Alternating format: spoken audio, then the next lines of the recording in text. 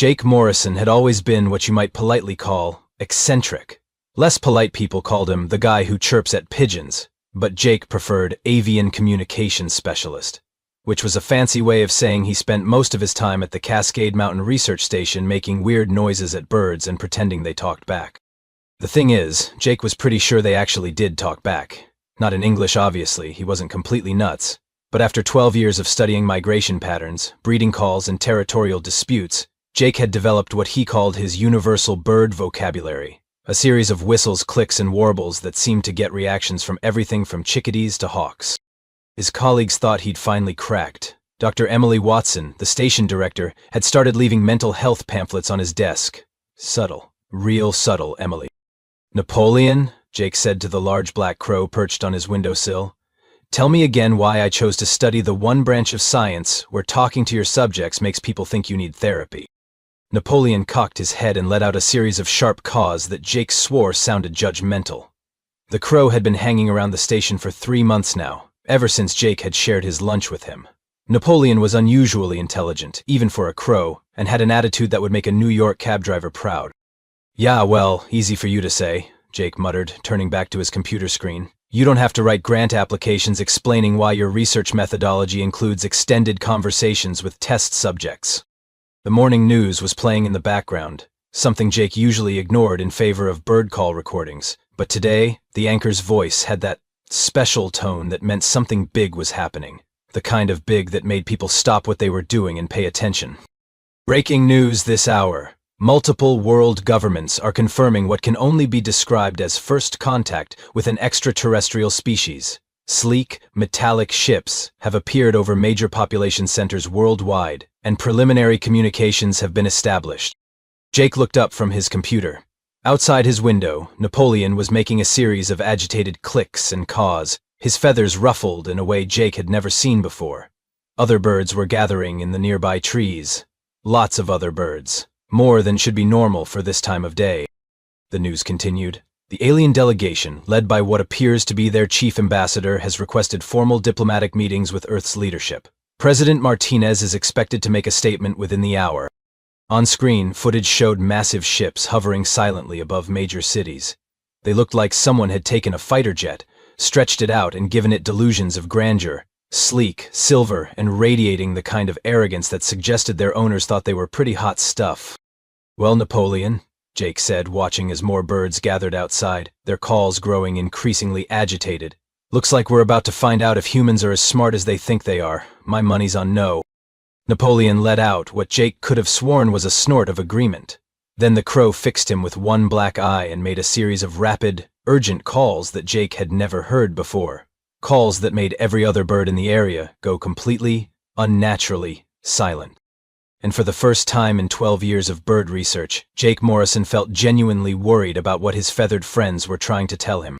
The aliens, as it turned out, were exactly as charming as they looked, which was to say, not at all.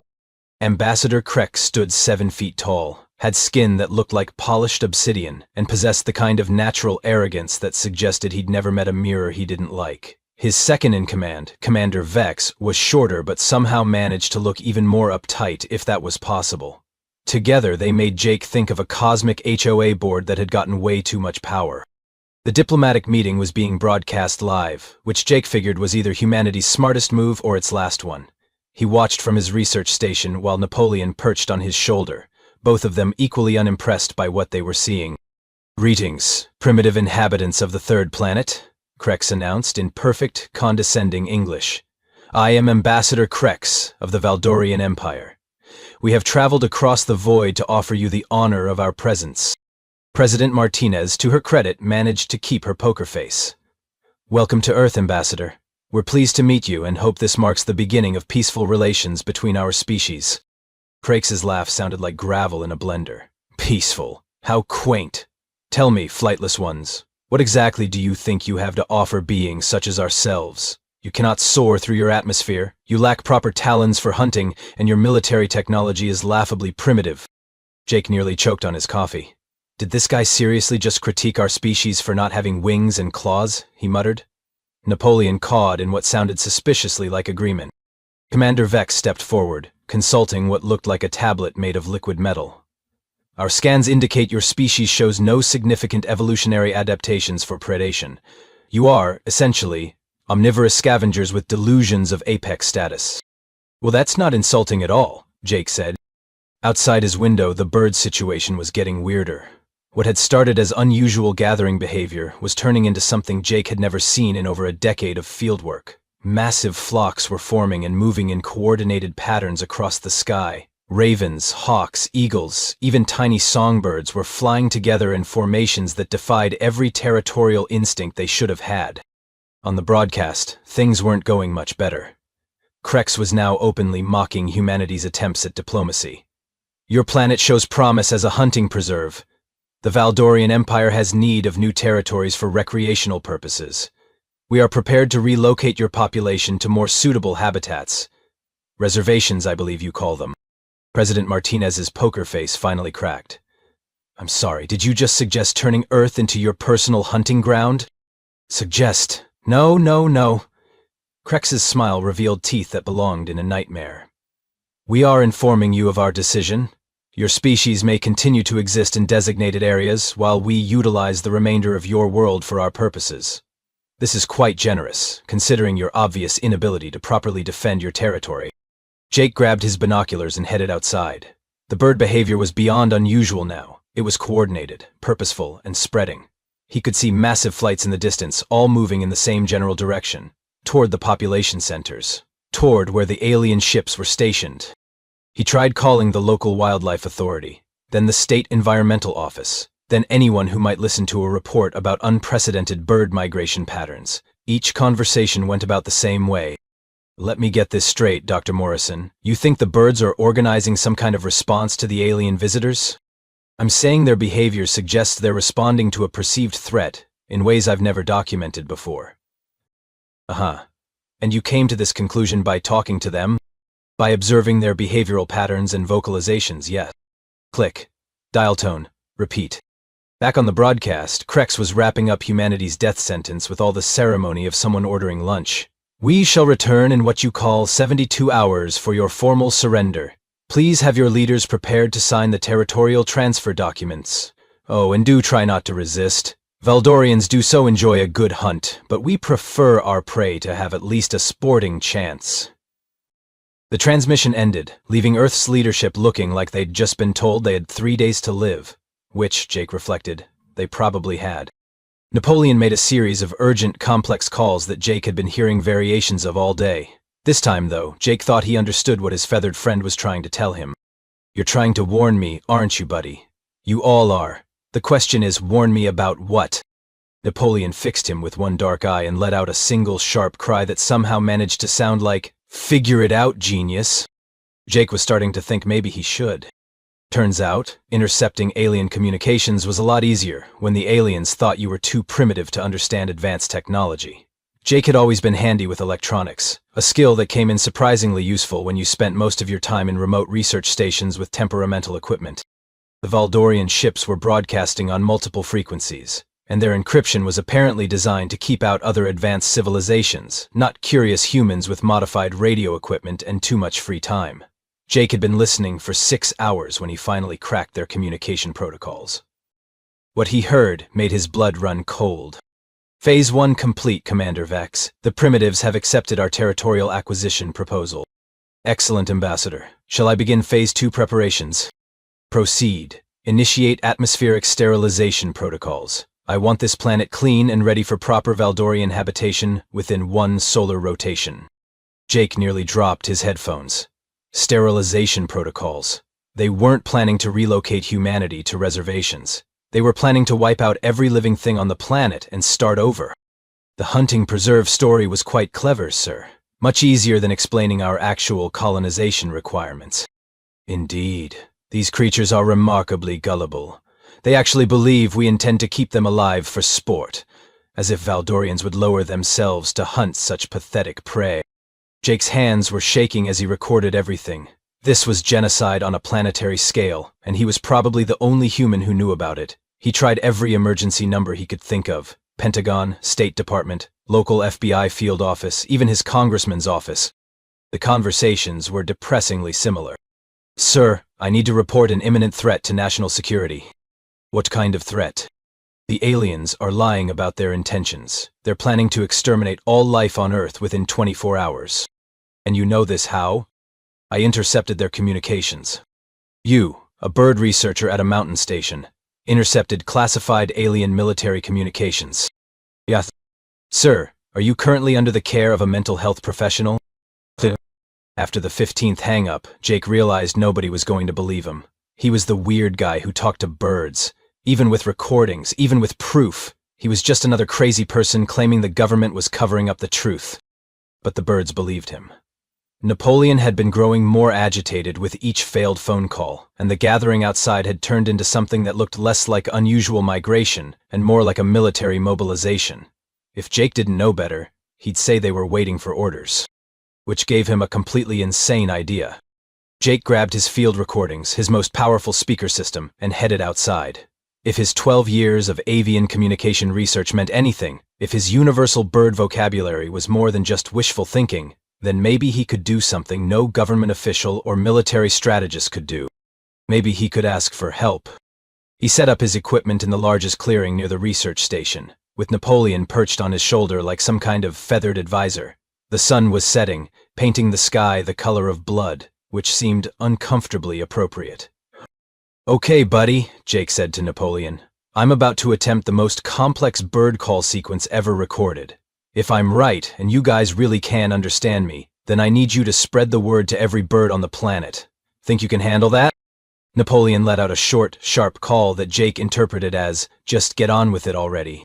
Jake took a deep breath and began the most important conversation of his life. He started with the basic territorial warning call that most species recognized, then moved into distress signals, danger alerts, and finally into the complex pattern he'd been developing for over a decade. The sequence that he hoped, desperately hoped, meant help us. The response was immediate. Napoleon took flight, calling back in a pattern Jake had never heard before. Within seconds, other birds were answering from all directions. Ravens, hawks, songbirds, even waterfowl from the distant lake. The calls spread outward like ripples on a pond, growing louder and more complex with each passing minute. Overhead, one of the alien ships detected the unusual activity. A spotlight swept the clearing, illuminating Jake and his equipment. Through his intercepted communications, he heard Krexp's voice, dripping with amusement. Commander, are you observing the amusing display from Grid 77? Yes, Ambassador. One of the primitives appears to be making territorial noises at local fauna. Quite entertaining. Indeed. The creature seems to believe it can communicate with lower life forms. How delightfully pathetic. Continue monitoring for our amusement. Jake looked up at the ship's spotlight, then at Napoleon, who had returned to his shoulder and was fixing him with an expectant stare. Well, Jake said, his voice carrying across the clearing and into his transmitter. Let's see who's laughing when this is over. The bird calls were spreading faster now, carried by species that could fly hundreds of miles without stopping. Jake's message was going global, and if he was right about what he'd told them, humanity was about to get help from the most unexpected allies in Earth's history. Of course, if he was wrong, he was just a crazy guy making noise in the woods while his planet got ready to die. Time to find out which. What happened next was something that would be debated by ornithologists, military strategists, and philosophers for generations to come. Jake's call had reached exactly the right birds at exactly the right time, and those birds did something unprecedented in the history of interspecies cooperation. They organized. It started small. A murder of crows from the Cascade foothills took flight in perfect formation, their calls carrying Jake's message northward. A kettle of hawks picked up the signal and spread it east. Migrating geese, already in flight, changed course and began broadcasting the alert across 3 states simultaneously. Within 30 minutes, Jake's desperate plea had reached every major bird population on the North American continent. Within an hour, transoceanic migrants were carrying the message to Europe, Asia, and Africa. Arctic terns, those marathon flyers of the avian world, redirected from their polar routes to spread the word to populations that had never heard Jake Morrison's name, but understood his call perfectly. The response was immediate and terrifying in its scope. Above New York City, where Ambassador Krex's flagship hung like a metallic thundercloud, the first wave arrived at 9:47 p.m. Eastern Standard Time. A flock of common pigeons, Those rats with wings that New Yorkers had been cursing for decades rose from their roosts in unprecedented numbers. Not hundreds, not thousands, hundreds of thousands. Commander Vex was the first to notice. Ambassador, we're detecting unusual atmospheric disturbances above the primary metropolitan area. Define unusual, Commander. Multiple radar contacts, small, fast-moving objects, approximately... Vex paused, his voice uncertain. Sir, I'm reading over 2 million individual targets approaching from all vectors. Krex laughed, that gravel in a blender sound that had become humanity's least favorite alien characteristic. 2 million? Commander, your sensors are obviously malfunctioning. Nothing on this primitive world could coordinate such numbers. Sir, visual confirmation coming in now. The main view screen flickered to life, showing the night sky around Manhattan. At first, it looked like a strange, moving cloud formation. Then the pattern became clear, and Krex's laughter died in his throat. The sky was black with wings. Pigeons led the vanguard, but they weren't alone. Hawks dove in perfect formation alongside sparrows. Eagles soared wing to wing with tiny wrens. Seagulls abandoned their coastal territories to join ravens from the mountains. Even the infamous geese of Central Park, those territorial terrorists that had been traumatizing joggers for years, had enlisted in what could only be described as an aerial army. This is impossible, Vex whispered. These species are natural competitors. They don't cooperate. They can't cooperate. But they were cooperating. More than that, they were coordinating with a precision that would have impressed military strategists across the galaxy. The formation moved like a single organism, responding to calls and signals that traveled faster than the Valdorian computers could process. In London, a similar sight was developing above the Thames. Every pigeon, crow, and sparrow in the greater metropolitan area had taken flight simultaneously, their numbers blocking out the city lights. The London eye disappeared behind a curtain of feathers and fury. Tokyo's skies filled with an aerial ballet of crows, those intelligent urban survivors that had learned to drop nuts on busy streets and use traffic to crack them open. They brought friends, lots of friends. Paris found itself hosting what could only be described as the world's most ominous air show, as every bird from the Eiffel Tower to the outskirts of the city joined a coordinated flight pattern that defied every known law of avian behavior. Back in New York, Krex was no longer laughing. The Valdurian Empire had conquered 47 worlds across 12 star systems, but none of those victories had prepared them for what they were seeing now. Individual birds were landing on their ship's hull, not in the random pattern of confused animals, but in deliberate, organized groups. Sir! Vex's voice was climbing toward panic. They're not attacking yet. They're just positioning themselves. Positioning for what? I don't know, but they're covering every external sensor, every communication array, The ship lurched as 10,000 pigeons simultaneously landed on the port sensor array. The main navigation screen flickered and went dark. Warning lights began flashing across the command center, as bird after bird settled onto critical external components with what could only be described as tactical precision. Get them off! Krex roared. Use the defensive systems. Sir, our weapons are designed for ship-to-ship combat and ground bombardment.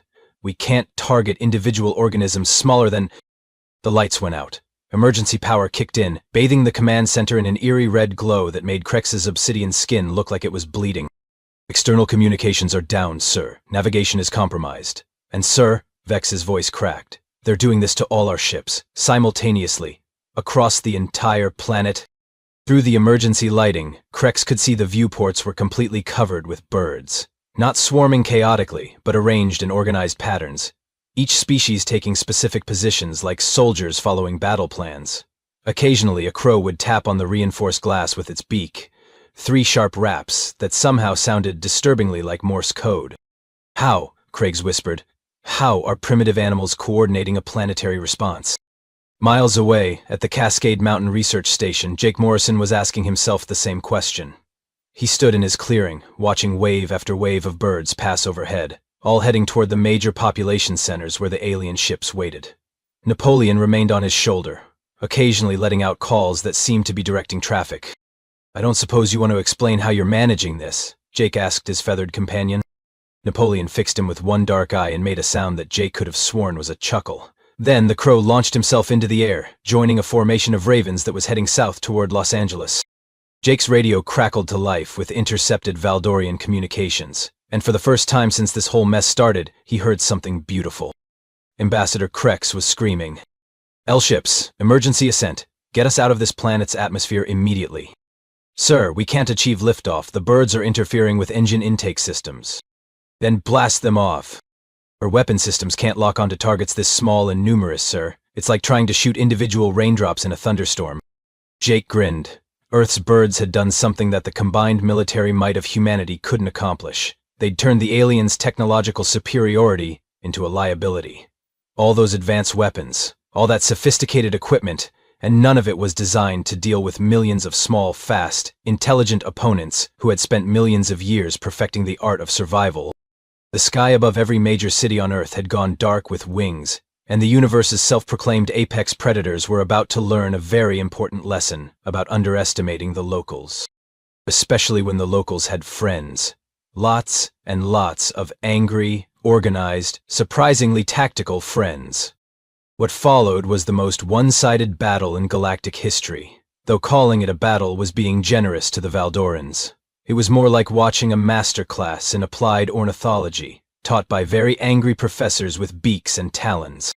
The attack began at exactly 10:15 p.m., coordinated across 12 time zones with a precision that would have made NATO weep with envy.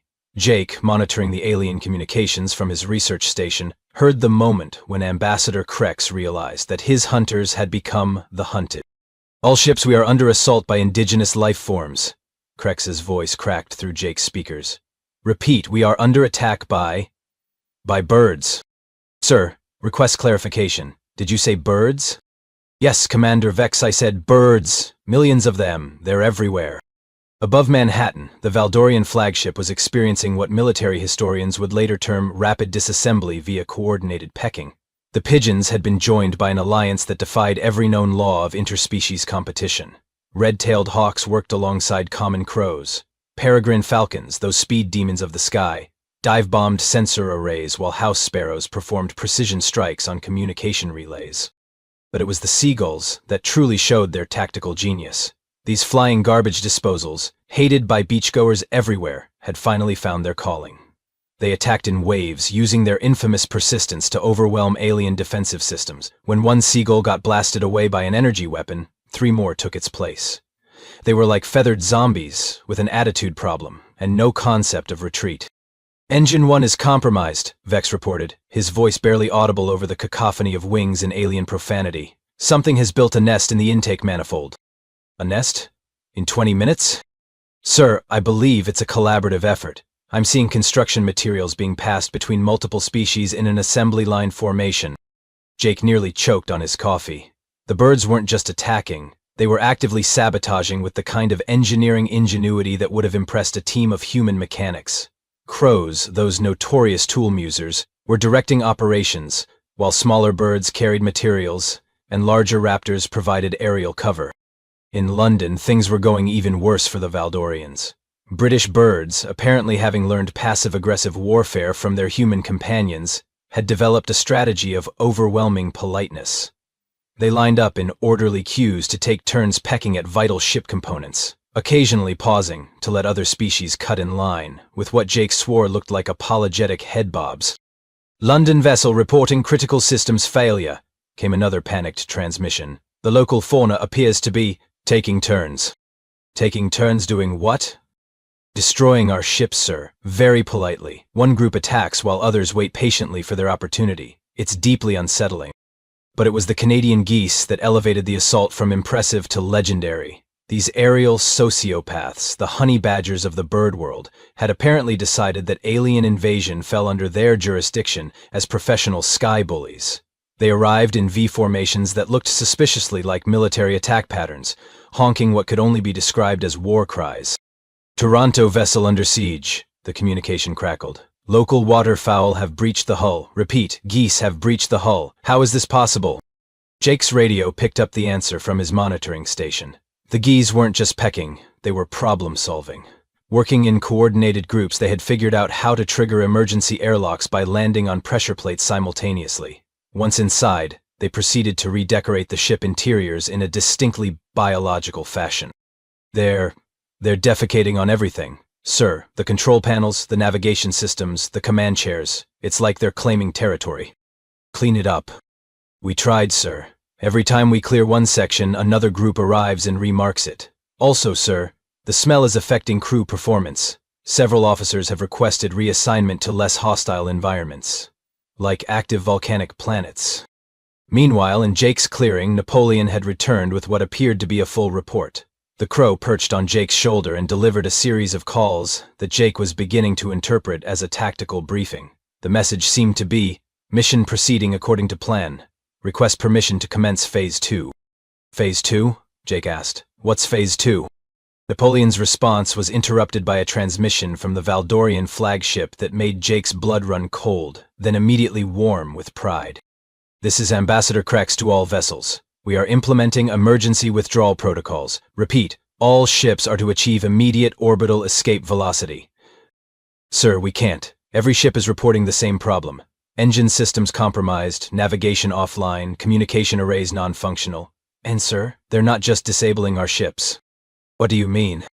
Sir, they're learning from each attack. The birds that hit our sister ship in Los Angeles use different tactics than the ones that hit us in New York. They're adapting, sharing information, improving their strategies in real time.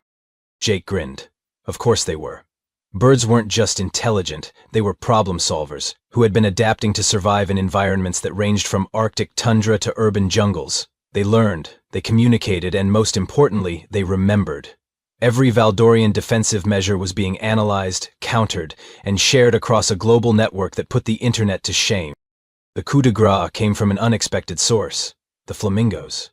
These pink, seemingly delicate wading birds had traveled thousands of miles from their tropical habitats to participate in what ornithologists would later call the Great Coordination. They arrived at the Florida-based Valdorian vessel in a formation so beautiful it looked choreographed, then proceeded to demonstrate that their elegant necks weren't just for show. Miami vessel reporting. Sir, I don't know how to report this. Just tell me, Commander. The flamingos, sir. They're using their necks like grappling hooks. They've formed chains, connecting themselves between our ship and the ground. We can't achieve liftoff without dragging half Florida with us. Cut the engines. Emergency landing protocols. Sir, we can't land either. They've got us suspended approximately 50 feet above ground level. We're trapped in mid-air by a network of pink birds acting like biological anchor cables. Jake looked at Napoleon, who was preening his feathers with what could only be described as smug satisfaction. You know, Jake said to his feathered friend, I'm starting to think you guys had this planned all along. Napoleon fixed him with one dark eye and made a sound that Jake had learned to recognize over the years. It was the crow equivalent of, took you long enough to figure it out, genius. Above them, the first of the Valdorian ships was attempting an emergency landing, its hull covered so completely in birds that it looked like a flying Christmas tree made of feathers and fury. The sound of alien panic mixed with triumphant bird calls filled the night air, creating what Jake decided was the most beautiful symphony he'd ever heard. Earth's birds had done the impossible. They'd turned humanity's first contact with an advanced alien civilization into the galaxy's most embarrassing military defeat. And they'd done it with style, coordination, and just enough attitude to make sure the Valdorians would never forget the day they underestimated the locals. The surrender came at 3:47 a.m. Eastern Standard Time, broadcast on every frequency the Valdorian could still access, which, considering their ships were now mobile bird sanctuaries, wasn't many. This is Ambassador Krex of the Valdorian Empire, the transmission began, and Jake had never heard someone sound so thoroughly defeated. We hereby formally withdraw our territorial claims on the third planet of this system. Jake pumped his fist in the air while Napoleon performed what could only be described as a victory dance on his shoulder, complete with wing flaps and what sounded suspiciously like crow laughter. But Krex wasn't finished. Oh no, the ambassador was just getting started on what would become known throughout the galaxy as the most humiliating retreat speech in recorded history. Furthermore, we are issuing an immediate galactic warning to all Valdorian ships and allied forces. The third planet, designated locally as Earth, is to be classified as a nightmare world of the highest order. Under no circumstances should any vessel approach within 50 light-years of this cursed system. Sir, Commander Vex's voice interrupted, still barely audible over the sounds of what Jake was pretty sure were penguins tap-dancing on metal hull plating. Shouldn't we explain the nature of the threat to other potential visitors? Explain? Craig's voice cracked. How do we explain that we, the apex predators of 47 worlds, were defeated by creatures that weigh less than our breakfast? How do we report that our technologically superior fleet was neutralized by flying rats and oversized ducks? Please find I prefer to be called waterfowl, sir. I don't care what they prefer to be called.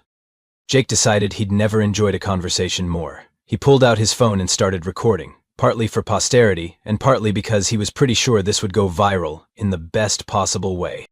The broadcast continued. All vessels are advised that Earth's indigenous aerial life forms have demonstrated tactical coordination that exceeds our current understanding of primitive species behavior. They appear to possess a planet-wide communication network, advanced problem-solving capabilities, and what can only be described as a collective sense of humor about our suffering.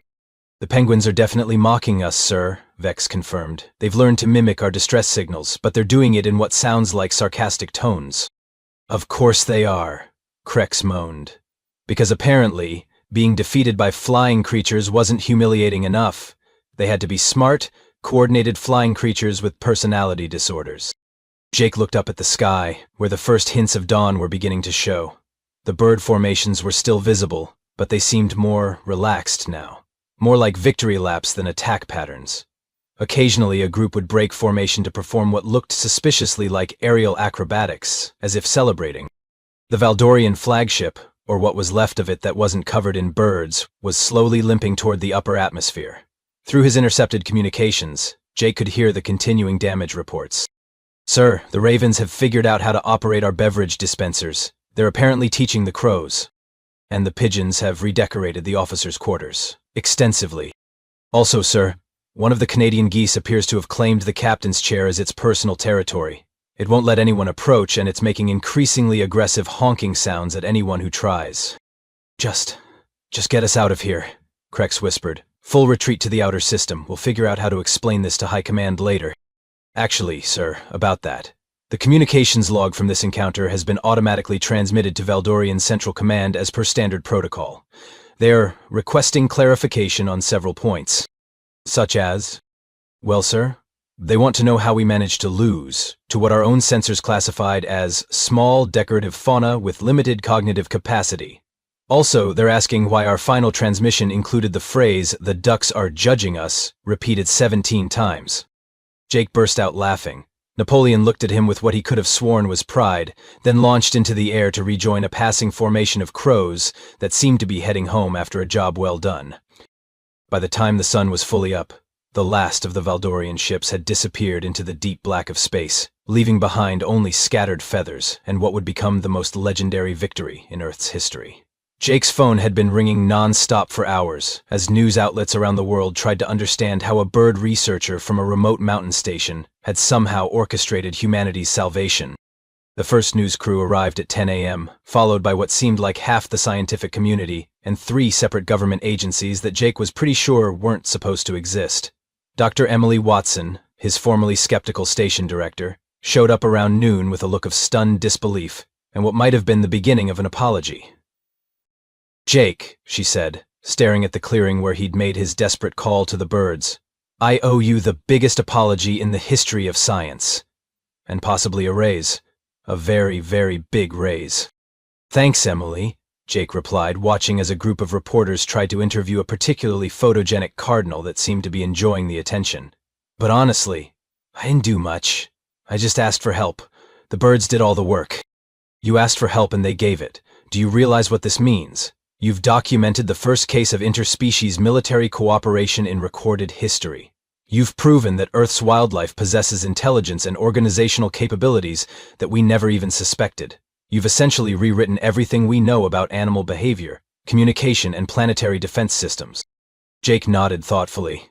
It was all true, and it was all completely insane. 3 days ago, he'd been the weird guy who chirped at pigeons. Now he was being hailed as humanity's savior and the galaxy's first xenobiological diplomat. "So what happens now?" Emily asked. Jake looked up at the sky where a familiar black shape was circling overhead. Napoleon landed on his usual perch on Jake's shoulder and made a series of calls that Jake had come to recognize as status report. "Well," Jake said, reaching up to scratch Napoleon's neck, "I guess I should probably write this up properly. Journal of Interspecies Communication is going to want a full report. And I should probably figure out how to say thank you in about 3,000 different bird languages. The government wants to offer you a position, Emily said. Department of Xenobiological Affairs. Apparently that's a thing now. Salary's classified, but they mention it involves a lot of zeros. Tempting, Jake admitted, but I think I'll stick with the research station. After all, somebody needs to keep an eye on our new planetary defense system. Make sure they're happy, well-fed, and ready in case any other apex predators decide to drop by. Napoleon let out what Jake had learned to recognize as approval, then took flight to join a mixed formation of crows, hawks, and what appeared to be a particularly militant group of blue jays. As Jake watched them go, he reflected on the strangest week of his life. Humanity had made first contact, faced extinction, and been saved by an army of birds that apparently had been waiting for someone to simply ask them nicely for help. It was ridiculous, impossible, and absolutely perfect. His phone buzzed with another interview request. This one was from the BBC, asking if he'd be willing to discuss the day the sky went dark, how one man's conversation with birds saved the world. Jake looked at the message, then up at the clearing sky where Earth's aerial defenders were returning to their normal routines of hunting, nesting, and generally going about their business as if they hadn't just handed the galaxy's most feared predators the most embarrassing defeat in military history. "You know what?" he said to no one in particular. "I think I'm going to enjoy being the guy who talks to birds." Above him, a lone crow called out what sounded remarkably like laughter, and Jake Morrison, humanity's first avian ambassador, smiled and called back in perfect crow vernacular, "You're welcome." The crow's response, roughly translated, was, "Next time, ask sooner, genius." Some things, Jake reflected, never changed. Birds would always have the last word.